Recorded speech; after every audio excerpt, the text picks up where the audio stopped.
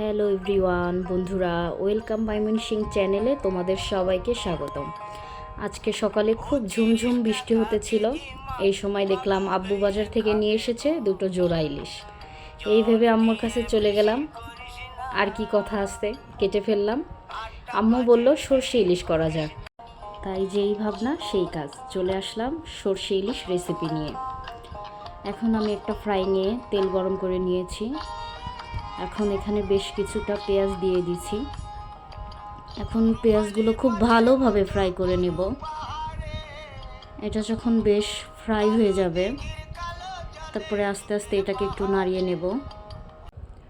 এখন এখানে অ্যাড করব কিছুটা জিরে বাটা। জিরে বাটাটা দেওয়ার পরে এখানে খুব ভালোভাবে আমি জিরেটাকে ভেজে নেব পেঁয়াজের মধ্যে। এখন আমি আগে থেকে ব্লেন্ড করে রেখেছিলাম সরিষা বাটাটা ছেঁকে নিয়েছি, এখন আমি এখানে দিয়ে দিব।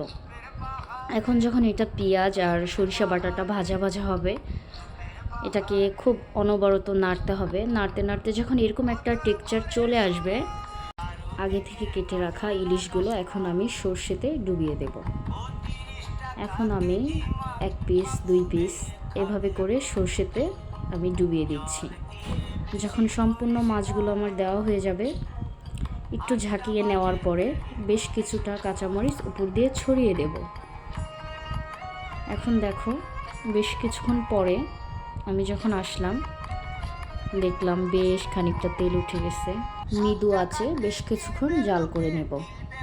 এবার তোমরা দেখো, সর্ষে থেকে তেলটা উঠতে শুরু করেছে। আর কাঁচামরিচগুলো শেষে দেওয়ার একটাই কারণ, মরিচগুলো একদম সবুজ থাকবে, যখন ভাতে খাবো বেশ মজা পাবো। এই দেখো, আমার রেসিপিটি সম্পূর্ণ করলাম। তোমরা যারা ভিডিও দেখছো সবাইকে ধন্যবাদ।